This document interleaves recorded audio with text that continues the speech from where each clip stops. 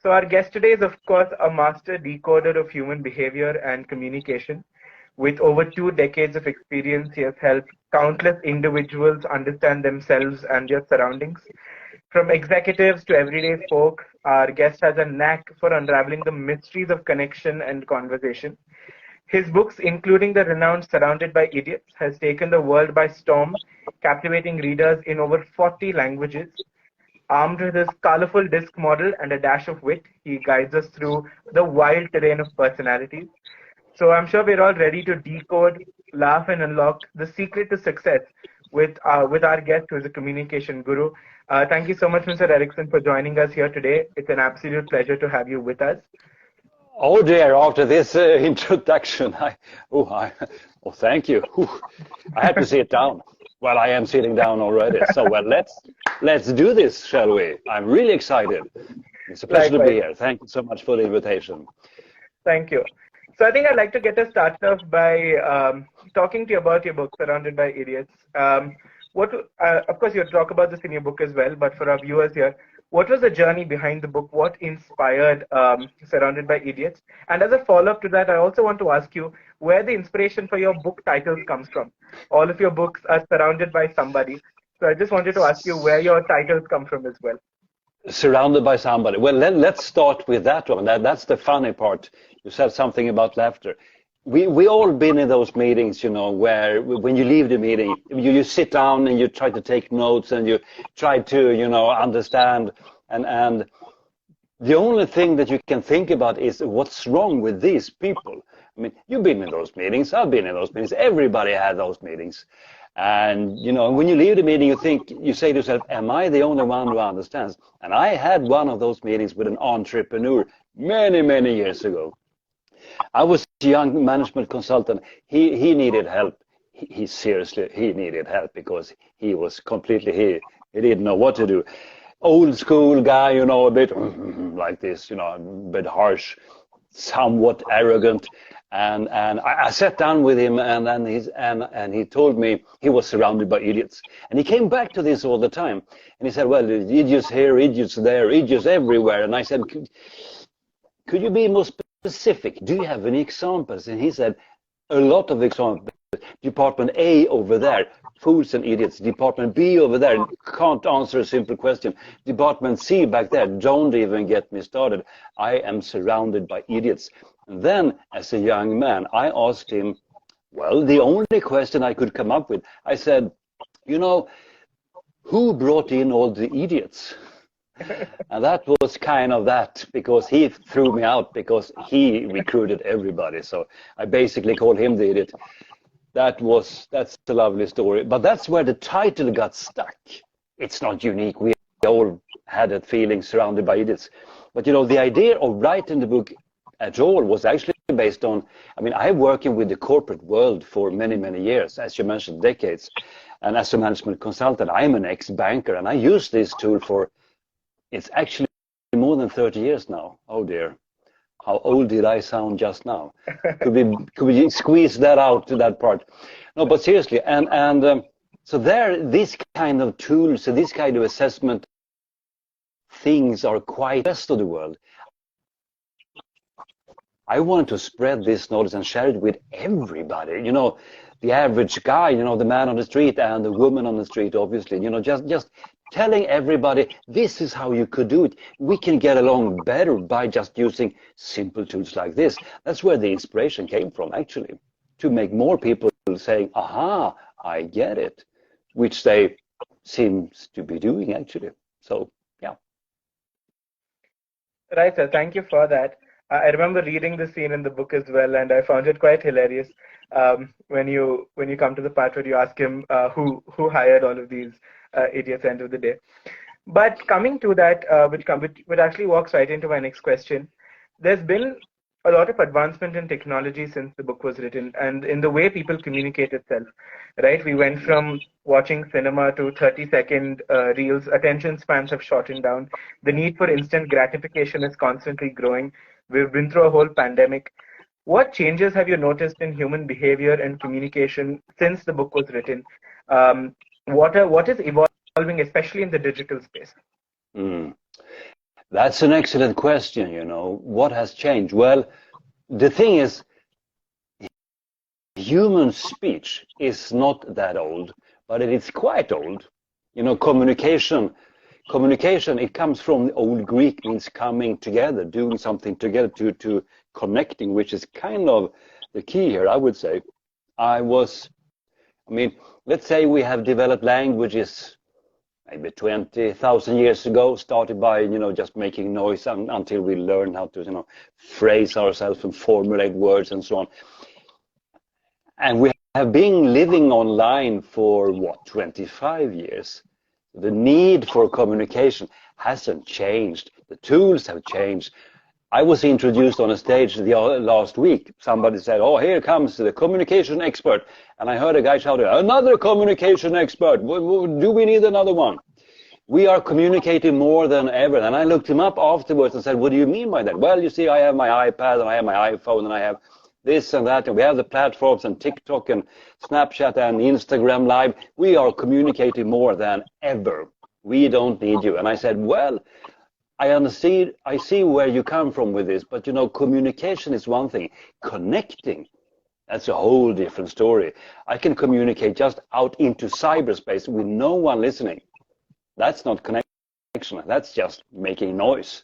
Are we connecting? Really, are we actually getting along? Are we understanding each other more? I would say we are understanding each other less these days because we are filtered through social media. That's just one example. And I am pro social media. Don't take this the wrong way.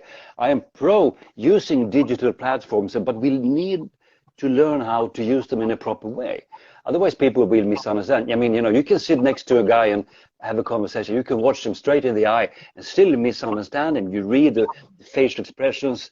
I see your face now, you're nodding, You look in now, you're starting to smile, and now you're going to smile even more because I'm going to make something funny here. And now you will start laughing, right?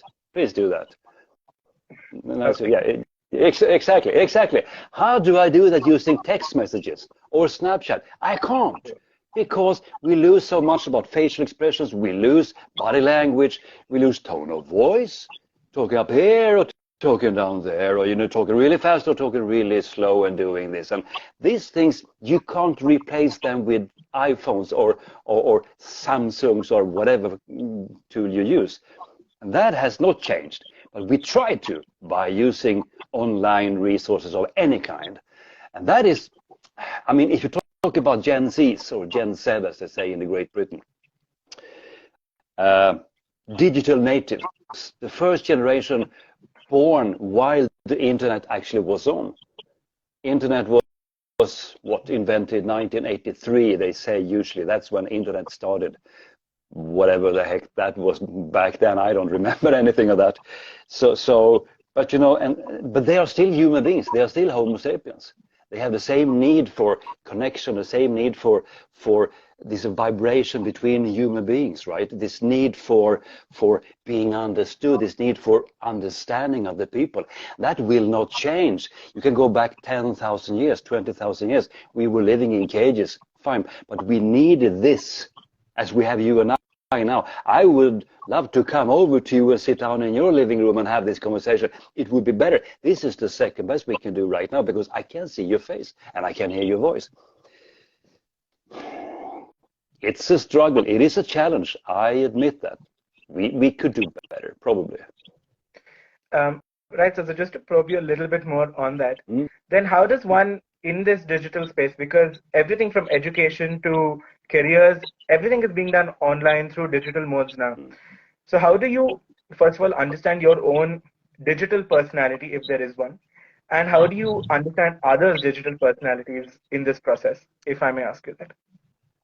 Of course. Well, how do I understand my digital personality? Do I even have a digital? I am so old. I see someone wrote here, and thank you for that. You didn't sound very old. Well, thank you so much.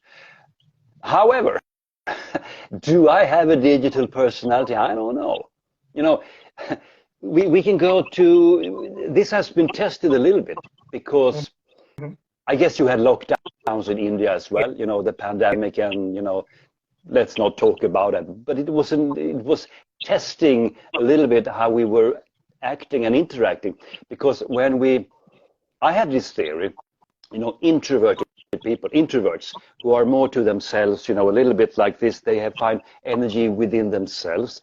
They want to be sitting in a room behind a closed door with a cup of tea, reading a book, and they feel excellent. Extroverts, they need to go out in the world and experience and see things, and elaborate and have connections and make friends with everybody all the time, and talking and running and climbing mountains and bicycling in the woods and all of this. Different energies. Nothing good, nothing bad, but different, okay? So my theory was, during the lockdowns, the introverts will solve this easier because they are used to being with themselves.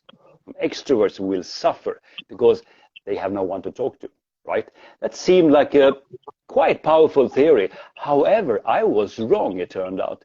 It turns out that introverted people, they need a natural place to just stand by the coffee machine and say, hi there, and have a chit chat about, oh, I see it's sunny again. Okay. Extroverts, they find people everywhere. My sister is a good example. My sister, and if you have read my book about the colors, she is painfully yellow. And I say this with love. Painfully yellow. She's so yellow. She's so extrovert, and she can make friends with everybody, everywhere. And, hi, who are you? And nice to meet you. And where do you live? And where's the papers? And she had after works online using Zoom. They were finding a way through. So she logged in with 3 or 4 of her best friends, sipping champagne Friday afternoon, say, hi there, tell me about your week. While introverts were sitting at home like, oh my God, who should I talk to? There's nobody here. How do I do it? How do I connect? How do I make contact? So they were suffering badly because of being locked in, because they didn't find even the slightest connection with other people. While extroverts were looking for it, let's say, actively. What was the question? I get so carried away. What was the question again? Something about... It was still very insightful. No, my question was basically about how today, everything, like I said, education, interviews, job prospects, everything happens online. How do we understand personalities through a digital mode? Like you said, there's a lot of impersonal communication that happens, but we find personalization within that. We personify text messages also. So how do you figure out, how do you interact with various personality types online? I think you have to do it the same way. The problem that you have is that it's hard to find out who people really are. Because let's take introversion. That is actually, now I remember why I started to talk about. I'm sorry, everybody. I get so carried away because this is fascinating. I have a fellow public speaker here in Sweden who is an excellent guy. You should actually interview him too. I can give you the name afterwards. He is an introvert, but I didn't know that until I met him personally. Because when he is on stage, he's whoa, because you have to be inspirational on stage. You can't just stand there like this, on stage. 2,000 people, you just stand and mumbling, talking behind your hand. You can't do that. So he has to be like this on stage. And when he sends me text messages and messages using LinkedIn, he's kind of, hey, whoa, and smiles, hoo, hoorah, congrats, So I thought, this guy is super extrovert. But then I met him in his house. And he was kind of, oh, it's so nice to meet you. Hello, finally we meet in person. It is so great to have you here. Yes. He was kind of shy, So I misunderstood him because he had this online persona, let's call it. And that's kind of the trick here. You don't know who you are dealing with unless you see them in reality. That is, and I don't know the solution to this. How do you interpret someone's online personality? I don't think you can do that if you haven't met them in reality, in your true life. That is definitely a challenge, definitely so. True. I think for a lot of times, even when we were in the lockdown doing things online, we had like an on and off switch to becoming this smiley, bubbly person. So I think, your answer does, I think that makes a lot of sense. Thank you. Before, of course, I invite the other 2 students to ask you questions, I have one last question for you, which is that your books have, of course, been translated into numerous languages and are being consumed by people in various cultural backgrounds, social backgrounds, economic backgrounds. Have you noticed any differences in the way your model, your theory, and your literature is interpreted, basis like cultural differences or even socio-economic hierarchies that exist? So, how do these social factors sort of contribute to the way your theory or your understanding of people is absorbed? Mm-hmm. That's an excellent question.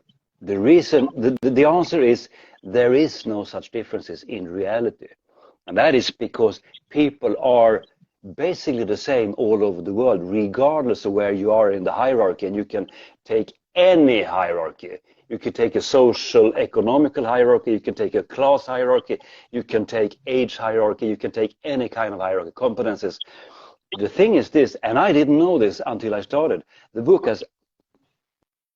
is actually including 5 Indian languages. It is now up to translated into 55 languages, which is completely, it just blows my mind away. It's crazy. I don't say this to impress you, but to impress upon you the content of this kind of topic. It obviously resonates with people literally all over the planet, on 6 continents. Some people are down in the Antarctica and sending me emails. We are trying to find out who is down there. I can't figure it out. Someone is emailing, hey, this is great, I am getting emails from college professors in California, from engineers in Delhi, from miners in Australia, from teenagers in South Africa. Yes. From doctors in Sweden, and they all say the same things. This is awesome. This is excellent. I get it. My wife is like this, and I am like that. My boss, he's not an idiot. He's just different than I am. And they have the same reflections, and they have the same questions.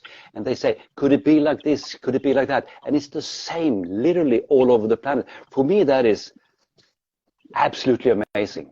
Because, the culture differs. Obviously, the culture differs. Indian culture, which is not one culture, right? It's many cultures. And Swedish culture, which is also several cultures. Of course, they differ. That's kind of the beauty of it, Different cultures in different parts of the world. I think that's pretty cool. Because then you have a reason to go somewhere. Or as a friend of mine says, well, what's the point of traveling if it's going to be different than it is at home? And I say, well, you have to think that over, actually. But when you talk to people on an individual level, they are the same. Red person is the same in India as in Norway. A yellow person is the same in Canada as in Poland. And a green person is the same in the UK as in Nigeria. And it's really, really cool. And blue people. Otherwise, some blue person who's listening to this will say, you never mentioned blue people. That's bad. So now I have mentioned blue engineer in Australia but the point is this, on an individual level, when you get to know people, it's not that big of a difference. Because it's going to sound a little bit hallelujah here, but, we are all humans. We are Homo sapiens. It's not that big of a difference when you get to know somebody. I did not know this. I thought the differences should be bigger. I actually thought so. That was my bad. I have been proven wrong, and I'm happy for that. So I can give the same lecture I'm going to Singapore this summer, and I'm also going to Canada. I can give the same lecture everywhere, and they will say, aha, that's pretty cool. That would be my answer to that question. That's wonderful. I think what you said, when we boil it all down, we're all human. And I think that's what, at some level, brings us all together, of course. Like we always do, I.I.M.U.N is a very student-led initiative. So we thought today, why not, instead of just me asking you questions, we invite 2 other students to ask you questions as well. So I'd just like to invite Anushika to ask you a few questions. She's a first-year psychology student and an aspiring writer as well. So I think she has a few questions for you. Yes, Anushika. Okay. So, hello, sir. It's like really good to interact with you and to be able to talk to you since I'm a writer myself. So I have these few questions in my mind. So in this critical world right now, so complex world where we are in right now, there's so many stress and too many questions to ask too.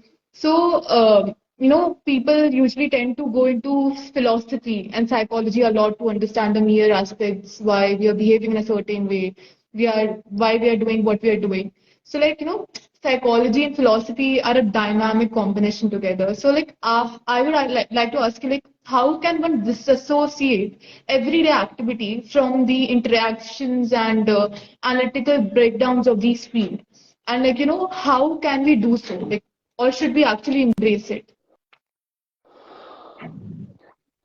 In general, when it comes to understand who we are, and I mean, my expertise is communication, interaction.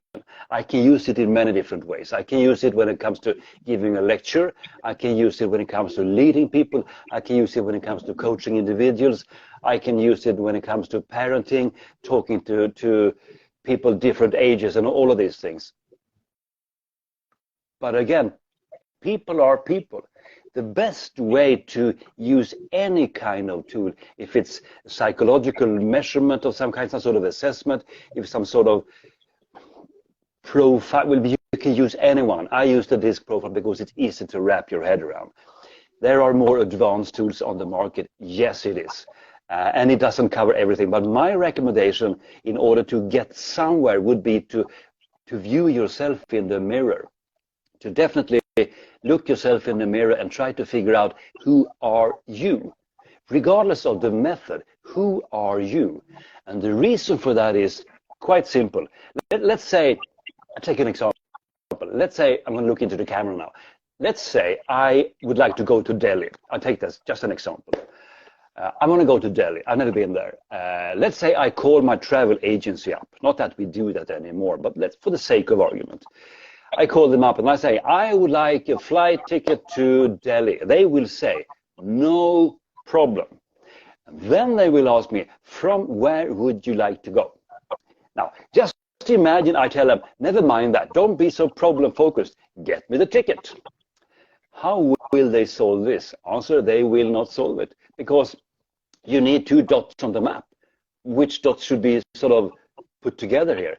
And I will always be the starting point in any communication, if it's a physical one, or if it's a mental one, or if it's a verbal one.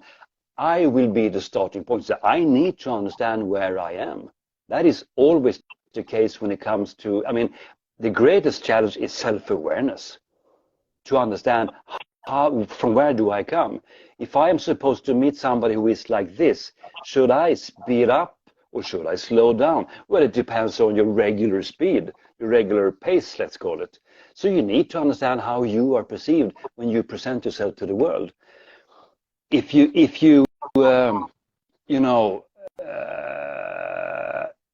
don't know from where you are coming, you will adapt maybe in the wrong way, because there are too many options out there. There's too many ways to try to figure somebody out. Oh, he's like this and she's like that, so then I have to. Well, maybe and maybe not. That's kind of the trick here. Without self-awareness, there was an American study made a couple of years ago by this American researching psychologist called Tasha Eurich. Maybe you heard about her. She's given TED Talks and stuff, and she asked 3,500 people, what about your self-awareness? How good is it? Now, interestingly enough, 95%, that's 95, that's almost everybody, rated themselves above average. I mean, that's mathematically impossible. That can't be, should be 50. Then they did a 360 analysis, asking a lot of people around this person, could you describe him or her? And then they said, well, who are you talking about? They said maybe 10, maybe 15% actually have self-awareness that is worth the name, which gives us 80% potential, let's call it. Conclusion, most people have more to learn about themselves. And the younger you are when you start, let's say, looking into yourself. You shouldn't overanalyze yourself and make it complicated, but just pay attention, observe who you are. Regardless of who you are, it's okay, it's fine. You always will be, you always have to develop yourself and learn new things and adapt. But you are who you are. You can't change as much after, let's say 20, let's say. But be observant of your own reactions and why you are why you are reacting on certain things, what happened in that meeting, what happened in that situation, why did I react the way I did, what does it tell me about me? It's a fascinating thing. I went into a brick wall when I was 24, and the people took me aside and said, you messed it up. And I said, yeah, I messed it up, because these questions had never occurred to me, that I should view myself in the mirror and trying to figure out, what do you see when I present myself to you? That is self-awareness, to understand who I am, to really know what kind of person I am, but mostly what does everybody else see when they meet me. That's the key to brilliant communication, regardless of your platform, psychological, philosophical, or anything. That will be a long-winded answer to that brilliant question. Thank you. So like you said, right, it's really important to get up and look at yourself in the mirror and ask who you are, like, who am I? So likewise, if I've gone through the DISC model that you wrote about, and it was actually very beneficial to understand how different personality traits and behavior works according to the red, yellow, green, and blue personality types. So I wanted to ask you, if we know, who we are, but there's this certain aspiration to be someone, to become the best version of ourselves. We all want to be, actually. But we know there's this gap between who we want to be and who we are.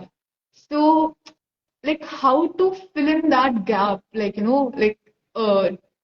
start taking each single steps to be that person. Mm-hmm. How do I fill the gap between who I am today and who I would like to be? Right. The first step is probably to finding out, who would I like to be? Who would I like to be? What kind of person would I like to be? That is not so simple to define, actually. It's not so easy to define. I probably would need a piece of paper and more than one pencil to write it down and try to describe to myself, who would I like to be? And then I need a reason, why would I want to be like this? When I was a young man, I had influences from, all over the place.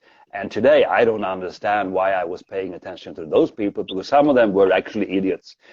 But they looked kind of cool and I wanted to, be like them and so on. But the thing is this, you need to define what's the goal here. Would I like to be, if I go back to what I write about in my books, let's say you are an introvert, meaning you are happy by yourself. You don't feel alone by being lonely. That is not the same thing. Let's say that. But also you would like to be a bit more social, a bit more interactive with other people. You would like to feel more natural in new environments with people you have never seen before. Let's say that. And what could you do? How could you fill that gap? That's just one thing to describe. Well, you have to test it. Go out there and spend 1 hour with people you have never seen before. Say 3 sentences to a stranger on the street. Hey, do you know the way to fill in the gap here? Hey, what do you think about the weather today? Hey, have you read this book, And then just see what happened. Did you feel okay? Did you feel absolutely horrible? Are you now going, you have to take a drink to sort of calm yourself down? Or I think changes should happen in small steps. It's like that old saying, you can drive 2,000 kilometers in the middle of the night, but you can't see the road. Well, you can see 200 meters, 300 meters if you have really good headlights on your car. That's all you need to see. The next 200 meters, let's say. So drive those meters, take that one step, and then see what happens. Fill the gap between who you are and who you would like to be, slowly but surely. And don't listen too much to other people. Don't be influenced by the wrong people. And who are the wrong people? Well, close to everybody when it comes to how you should develop you. The most people who tell you who you should be instead of who you are, they don't have a clue. They don't know anything about this. Don't pay attention to the wrong people. That is a serious advice. Don't listen to the wrong people. Because who are they? to know. They don't know you enough. You don't know you enough. They don't know themselves. Who are they to give you advice on who you should be, right? Step by step, slowly but surely. Make sure you know what you're up to. Thank you, sir. Thank you so much. Thank you so much, sir. Like it really feels great to know about the suggestions like that you gave, and I know it will help all the youth basically to take steps ahead for their aspirational careers and everything. This is the last question that I want to ask you. So basically, like we all are different, and like individuals create their behaviors and their personality according to the environment they have been, and the people around them, basically. So I would like to ask you, like, even if we know everybody's personality is different, and there are different people with different personality traits because of the places they have been, the places they're around with. But what to do, like, when the personality trait of an individual whom we are working with is so different from us that we're not able to cope up with each other, like even after realizing that we're so different. So, like, how to fill in that gap of communication and like getting into the teamwork? Well, here I have some bad news, actually. But I have promised myself to never say something I don't really believe is true. The bad news here is that you will not get along with everybody you meet. That is just the case. The more you know about yourself, the more they know about themselves, the better, obviously. The more you are, let's say you are in a team and people are really trying to get along really well. They have a good team leader who can deal with different types of personalities. Still, there will be people who are so far away from who you really, they are out there somewhere. You see it up there in my roof there. And you might be down there. You will be struggling constantly to interact and to connect. And that is just the case. Everybody is not fit for every position in life. People don't like me to say this. Most parents, good parents, they say, because it comes from their heart when they say, you can be anything, you can be everywhere, you can succeed with everything all the time because you are wonderful. It's actually not true. You can do more than you think by challenging yourself and developing yourself and working hard and all of these things. Yes, you can be much, much more, but you cannot be everything. I wanted to be a basketball professional when I was young. I didn't become one. Why? Too short. Too short. The other guys were, up there somewhere. Then I wanted to be a Formula One driver. Too tall. Can't be that either. So I'm kind of disappointed. But that's kind of the case. I will never fit in all situations in life. And I will not be in teams all the time where everybody gets along all the time. There will be people who will be so challenging, it's better to actually do something else. Yes, it's bad news, but it's true. We can do more. We can elaborate and we can bring it up on the table and say, hey, this communication doesn't work. Hey, this teamwork is not excellent. This doesn't make sense. We need to communicate about our communication, as I do with my wife. She knows this by heart just as I do. And we can be straightforward. When we talk about how we talk constantly, I would say close to every day.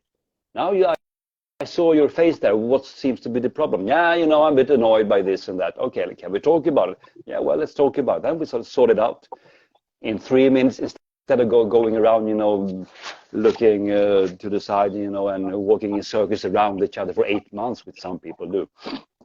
But there will always be struggling when it comes to interacting with people. I mean, take personal relationships. I don't know what the statistics is in India. But in Europe, 50% of all marriages ends up in divorce. Why is that?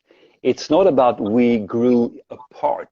It's about the communication doesn't work anymore. Or if it even worked from the beginning, when the first love has sort of faded out and we have 2 kids, and we have the mortgage on the house. And then all of a sudden, well, who are you anyway? Because we haven't learned how to connect with each other on this level. 50% ends up in divorce. That's bad statistics. It's about communication. We can't get along with everybody. I know that's not the answer you might be looking for. I understand that. but we can't be naive. Being naive is not a virtue.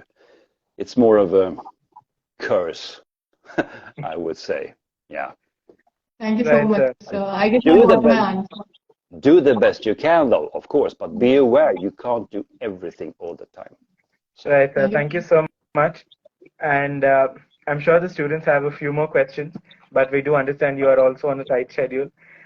So before we just no go to worries. the last segment of this session, I just wanted to ask if there's one piece of advice you'd like to give people just stepping out of school and into their careers or higher education, what would it be?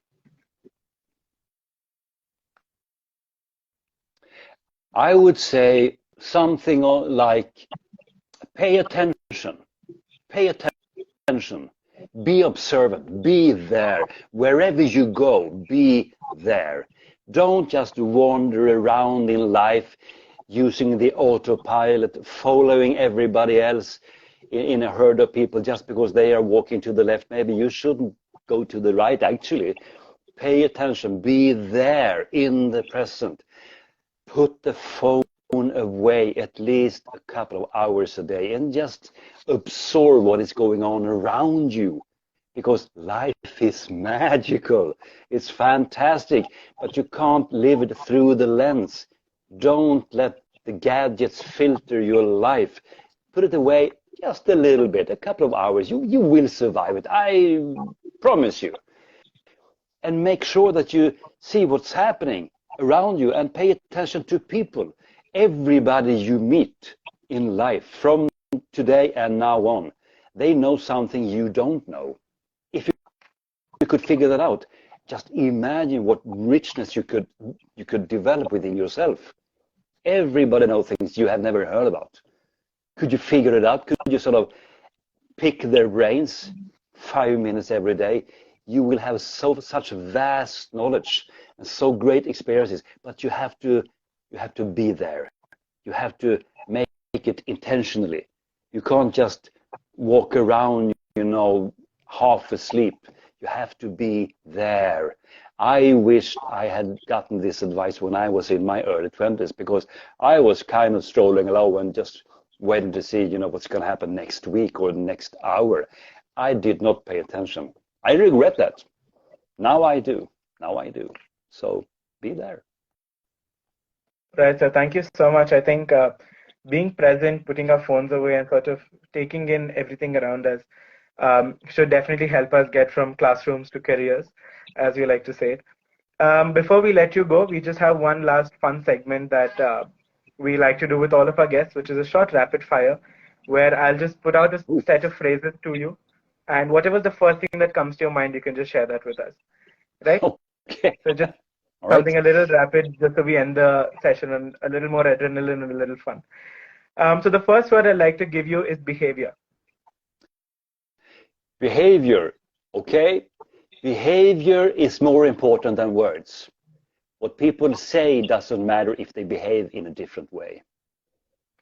Thank you. The second one is core values. Core values, oh, if you know which core values you have, never violate them. If you violate your core values, those are not your core values. Lovely. The third one is your book, Surrounded by Idiots. Surrounded by idiots. Don't make sure you don't do as I did. Find the idiot in the mirror. I did that once, didn't end happily. I think that's a good life lesson for all of us. Thank you. Your go-to book, the one book you'd ask everyone to read. Oh, that's a book from someone called Dr. Susan Jeffers, now deceased. Feel the fear, do it anyway. Excellent book.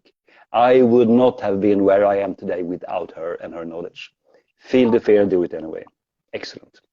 Thank you. And I think another lesson there is that you still acknowledge the learning you got from others, even after being so successful in your career. I think that's a lesson for all of us here. The next one is your comfort food. Chicken vindaloo. That's a favorite. The next one is India. India. I had never been to India. I would love to come to India. I would love to travel around. I had never been there. And I am wondering, why is the time difference 3.5 hours? That I don't get. I think India would also love to have you, and you should definitely visit us if you do come to India anytime soon. We'd love to have you with us in person as well.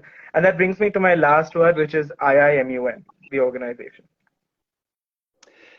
I don't know everything about you, obviously, but I've come to understand that you're doing an important work in connecting people, if I should just put it back to what I am talking about, to unite nations, to unite people. We need more about that. So thank you for your lovely work. Thank you. Thank you, sir. And like I said, if your trip to India ever materializes, we would love to host you at I.I.M.U.N as well. And of course, India would love to have you. Thank you so much for taking the time and joining us on this live session today. And thank you to the two students who have joined us as well. I think this has been a very fruitful conversation. A lot of takeaways on looking at yourself in the mirror before projecting outward to sort of taking it one step at a time towards achieving your goals. Thank you so much for the insights you've shared with us, and it's been an honor and a pleasure to interact with you. So thank you so very much for joining us today. Thank you for the invitation. It was my pleasure. Thank you. Thank you. Have a good evening. Thank you. Thank you. Namaste.